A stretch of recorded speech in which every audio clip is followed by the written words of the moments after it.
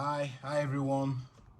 Welcome back to my channel. This is, UDR TV, but I'm running this channel. I go by the name of Coscanino. At least that's what I'm known by anyway. So subscribe to this channel if you haven't done so already.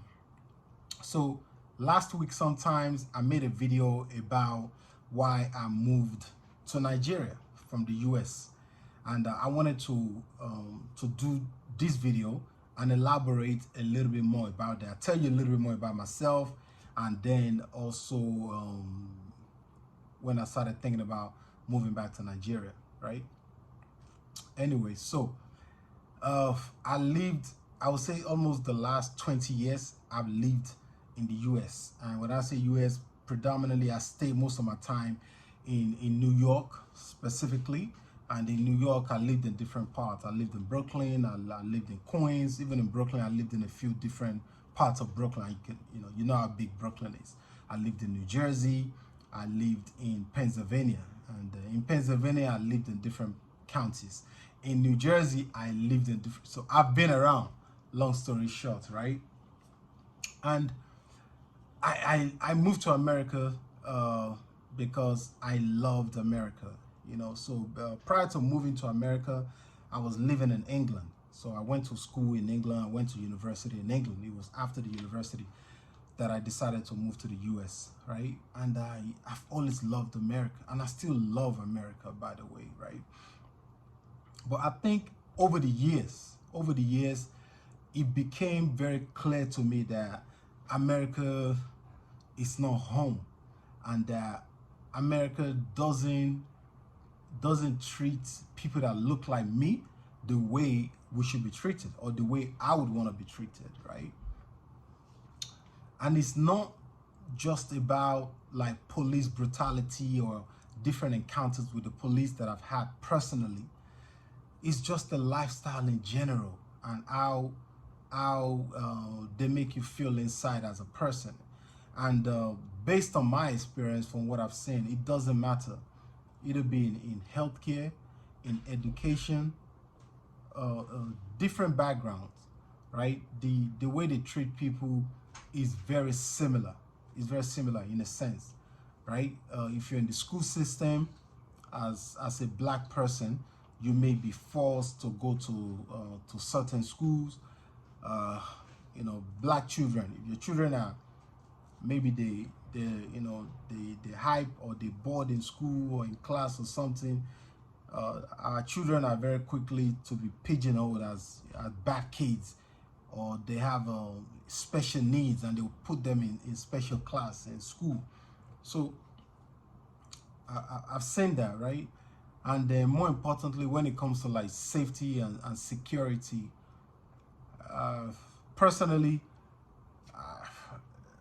the way police like stop and search your car just randomly, or the way they speak to you, it's like I, I feel like they should be teaching that in school to like black children, in terms of how to speak to police so that you don't get shot. And we've seen cases, right? Even when you are very polite, you speak very nice, good manners, and you still end up being shot dead. We've seen several cases of this, right? Personally, in New York, on the same block where I lived, I remember when my wife gave birth to our first daughter, right? And at that time, we were living in Harlem, in 137, between Fifth Avenue and Lenox Avenue, specifically in Harlem. And a lot of times, as new parents, we didn't have every single thing we needed in the house. So some nights or some evenings, early evenings, like, oh, you need to go and get this, go to the store, go and grab this. And more than likely, I'm getting stopped by police just to go to the store next door to go and buy something. Maybe, bottle or towels, or just little things. Police will stop me, they will be questioning me, and if I live in that area, if I lived on that block, if I've been arrested before, if I have any drugs on me, if I have any weapons on me, and things like that. Some people may be used to that, but I was never used to it. And my life used to just feel threatened all the time, you know. All the time I'm coming back from work and I'm in the suit, I'm suited up in my car, stopped by police and like, oh, okay, do you have drugs on you? Are you taking any drugs? Are you high? Are you drinking? And are you this? Are you that? And it's like, you know, it's just the way they speak to you. It's like you're already guilty. It's like you've done something. Even me, so I used to be so nervous because when they stop you, when police stop you, typically it's two of them. One will come to the passenger side, the second one will go to the driver's side. So, and both of them, they will have their hands on their gun. So if you scratch your butt by accident or you decided to make the wrong move, you can get shot within minutes. You know, one of the experiences I had, one of my friends, DJ Fimba, he came to visit me in New York, and then we decided to drive to Philadelphia. I think it was Nigerian Independence Day event. We went there, and on the way back, police stopped us, and eventually they were asking for our IDs, and he wanted to open the car door because his backpack that he brought with him was in the, you know, in the trunk. He wanted to go and grab it so he get his ID. And the moment he opened the door, I could see the infrared. They reloaded their gun, like they cocked it, and they were gonna shoot. So it was me. I had my hands up and I was begging. He's not from here. He's not from here. He doesn't know not to open the door. His ID's in the back. And I was saying this like almost in tears and nervous, thinking like I may be shot, because I know that if they shoot him, they're gonna have to shoot me because I'm a witness, right? And they may pin a gun on us, they may put drugs on us just to justify the killings. So I was like, thank God that, you know, they didn't start shooting, you know. And by the way, whenever police stop me in America, my strongest African accent always coming immediately, sharp, like, yes, officer, I'm sorry, sir, was I speeding? Or please, yes, I'm not from here, I'm from Nigeria, but yes, I'm from, you know, I grew up in the UK, I'm just here, and this and that. I'm saying everything, anything I have to say, you know, to save my life. Say, okay, yes, sir, okay, sir, all right, officer, thank you, sir, on my best behavior. And it sounds crazy, but some of those moments, some of those conversations have saved my life. For me to even be here to be telling this story, I really thank God. But so you know, I've had a good life in America. You know, my wife, children, a house, had a good career.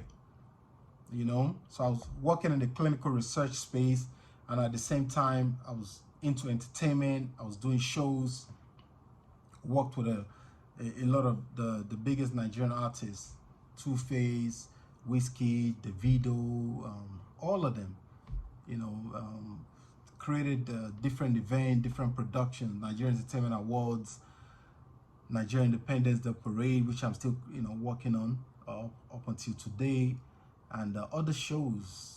So many events. I worked with the Ghanaian community and the Liberian community. I had a radio show on there, and so I did a lot. But still, there was always something missing. At any given time, I always felt like my life could be taken from me. That's just the truth. Even on my own street where I lived, in the suburb, quiet neighborhood, I saw things that scared the life out of me. Same thing when my children, when they started school, I saw the same thing, the way they were treated compared to the other kids were treated. Even to get into the good schools over there, where you have to go through the kind of questions they ask you, you know, that they don't ask other people. And then when the children are now in the school, the same thing. The way the teachers treat them is different than the way they treat the other children. So I was seeing all of this, and I'm just like, why? Why is it so difficult to coexist with everybody else in this place? But anyway, it wasn't until I think around that 2010, the COVID, you know, we had COVID out there. and then the Black Lives Matter movement was ongoing and all the killings. To be honest, I think at that point when all of that was going on, it was starting to affect me, like emotionally. Like I was emotionally unstable, if I may say that. It was having a huge impact on me. And mentally, I was thinking about it all the time. When I go to sleep, I'll be thinking about it. I'm like, oh my God, like if my children go to school one day and then there's a mass shooting at their school, I will never forgive myself, because I know that they have an opportunity to live outside of this country. And, I was in New York during Sandy Hooks. Anybody that's familiar with Sandy Hooks, you know that it was a school I think it's in upstate New York, when a young guy went over there and shot up a bunch of kids. Some of them were like under 10 years old, 11, 12 years old. And watching the news, it was heartbreaking. I was crying. I cried and cried when I saw that news. I didn't know those children, but I'm a father and I could relate. And I was like, oh my God, this could have been my children. When I would go to the cinema, I felt the same anxiety. When I would go to the grocery store, I felt the same anxiety. When I would go to church, I felt the same way, like a gunman could walk in and start shooting everybody. It was random. These mass shootings, they were random and they were becoming more frequent and frequent. So like, I'm just thinking about all of those things already. I've been thinking for so long about, okay, I need to leave America. As much as I love this place, I'm always going to come back and visit, friends and family over there.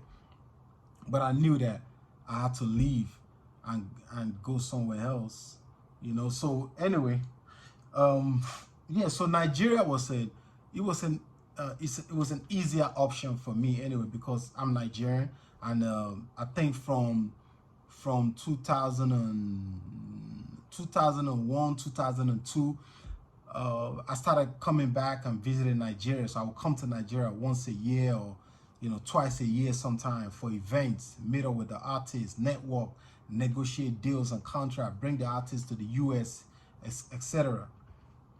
I started doing all of that, but I didn't, as of then, I never thought about ever moving back to Nigeria. I was just doing it for business and, to network, etc. So originally, like I said in my previous video, originally, I wanted to come to Nigeria and set up, my company, which is UDR Radio. I wanted to set it up in Nigeria, and I realized the license fees was like hundreds of thousands of, that I didn't have. It was very expensive, hundreds of thousands of dollars. Yeah, it was gonna cost. So eventually I went to Liberia to set this up. And like I said in my other video, set up everything, spent a lot of money, and then the Ebola crisis happened. And when that happened, it distorted everything. In fact, to be quite honest with you guys, everything was stolen. The equipment, yeah, because I wasn't there again. They stole everything. They sold it. I had a building there, I had the towers, all kinds of stuff. So after that, during that COVID period, I spoke to my wife, and then she's like always been super supportive, like every single thing, anything that I wanted to do with the music, with entertainment, with my career in clinical research or whatever the case is. She's always been very supportive. So she told me that, okay, fine, if that's what you want to do, then let's do it. So I decided, it was that 2020 that I decided, okay, this is it. I'm gonna come to Nigeria. I'm gonna make it work, And at the same time, I have friends here through the entertainment that are, very, very good friends that are doing other businesses here that are, already sort of established, that I knew I could plug into, So it made things a lot easier, right?